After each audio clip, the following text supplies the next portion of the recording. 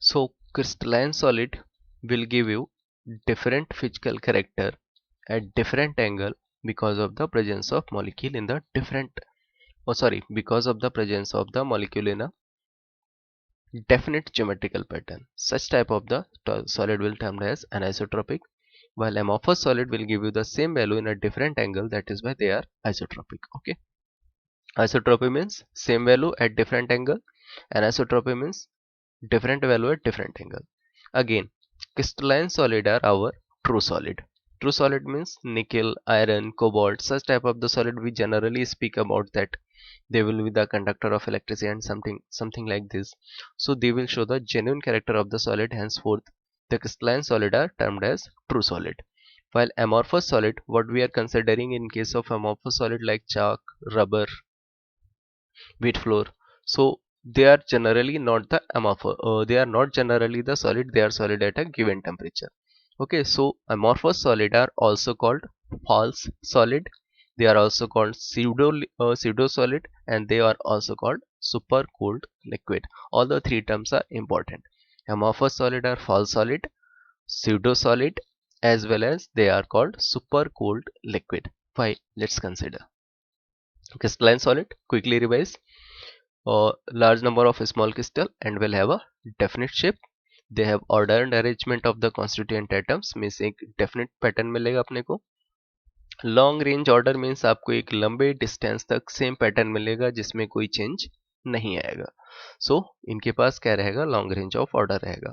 अगर इनको हम शार्प एज से कट करते हैं तो अपने को जो नया सरफेस मिलेगा वो कैसा होगा, स्मूथ होगा. कैसे होते हैं, ट्रू सॉलिड होते हैं. इनका जो एंथैल्पी होता है वो कैसा होता है, डेफिनेट होता है. और ये कैसे होते हैं, anisotropic, that is different physical and chemical properties when measured at different angle.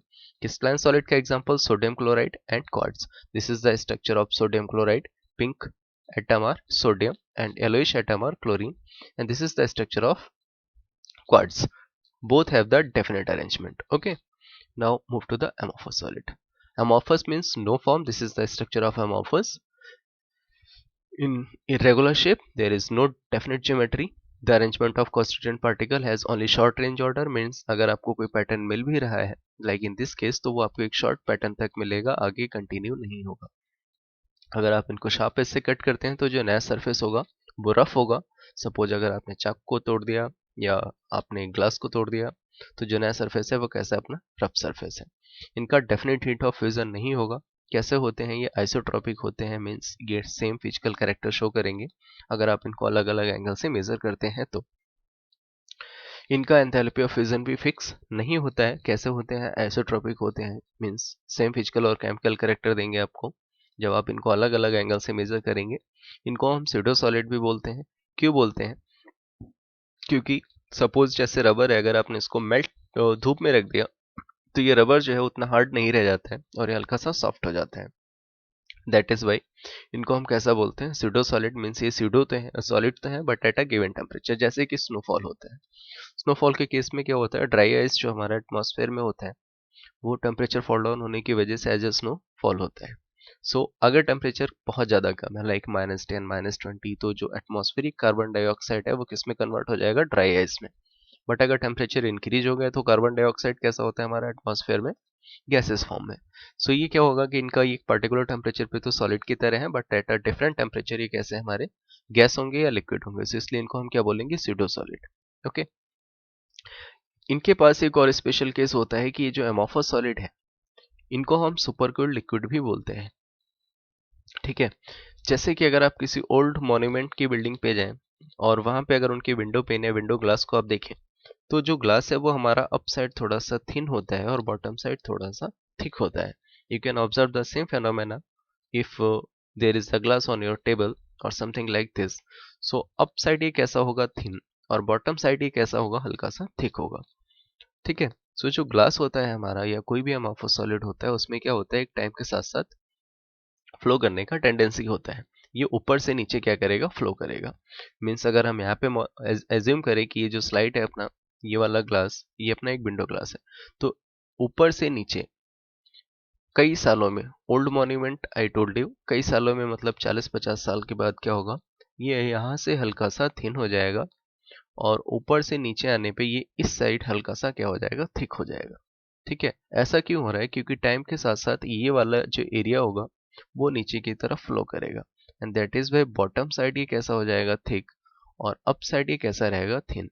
इस तरीके के फेनोमेना को, जो हमारा लिटिल टेंडेंसी ऑफ फ्लो है ऊपर से नीचे, टॉप टू बॉटम, इस वजह से क्या होता है कि अमॉर्फस सॉलिड के पास होती है थोड़ी सी टेंडेंसी जिससे कि वो फ्लो कर सके, और इस फेनोमेना को हम क्या बोलते हैं, और यहाँ पे जो फ्लोइंग हो रहा है उससे क्या होगा कि सॉलिड जो है वो कैसा हो जाएगा अपना, सुपर कोल्ड लिक्विड, क्योंकि इनमें हल्का सा टेंडेंसी बना रहेगा फ्लो करने का। ठीक है, ऐसा ही एक फेनोमेना होता है जो अपना ग्लास होता है जिसमें हम लोग चाय पीते हैं, हम उसमें बार बार चाय पीते हैं। ठीक है, बार बार उसको ठंडे पानी से वॉश किया जाता है।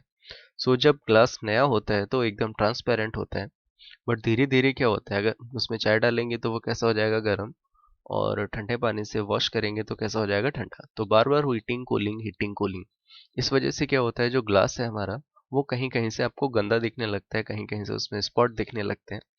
इस वजह से क्या होता है कि ग्लास स्टार्टिंग में कैसा होता है हमारा अमॉर्फस सॉलिड, बट कंटिन्यूअसली हम उसको हीट एंड कूल वाले फेनोमेना में रह रहे हैं। सो कुछ कुछ एरिया से वो क्या होगा, अमॉर्फस सॉलिड जो है वो किस में कन्वर्ट हो जाएगा, क्रिस्टलाइन सॉलिड में। ओके, सो कहीं कहीं आपको क्या दिखेगा, उसकी ट्रांसपेरेंसी जो है वो जा चुकी है, बिकॉज कुछ एरियाज में जो हमारा ग्लास पहले कैसा था अमॉर्फस, अब कैसा हो गया हमारा क्रिस्टलाइन। ओके, सो 3 पॉइंट आपको यहाँ से मेमोराइज रखने हैं स्पेशली। एक तो अमॉर्फस सॉलिड कैसा है, आइसोट्रोपिक, क्योंकि सेम फिजिकल और केमिकल प्रॉपर्टीज शो करेगा। दूसरा कैसा है वो, स्यूडो सॉलिड या सुपर कूल्ड लिक्विड या false solid.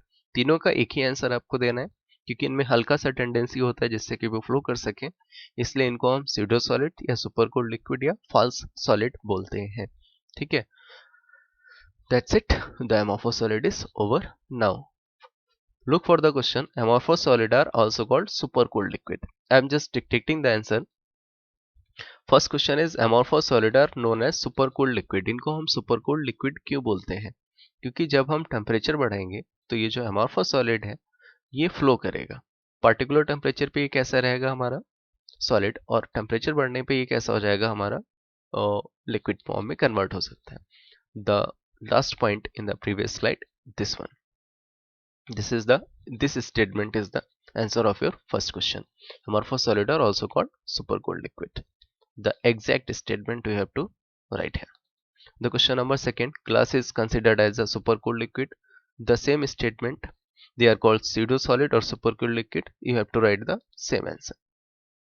In question number third, some of very old glass object appear milky in spite of transparent. मैंने आपको अभी बताया था कि जो old glass object होते हैं उनका कंटिन्यूअसली हीटिंग होगा, कूलिंग होगा, और हीटिंग कूलिंग की वजह से क्या होगा कि उनका कुछ एरिया जो है वो किस में कन्वर्ट हो जाएगा, क्रिस्टलाइन सॉलिड में, और इसकी वजह से वो कैसे दिखेंगे, आपको मिल्की दिखेंगे। Okay, so exact answer will be like this.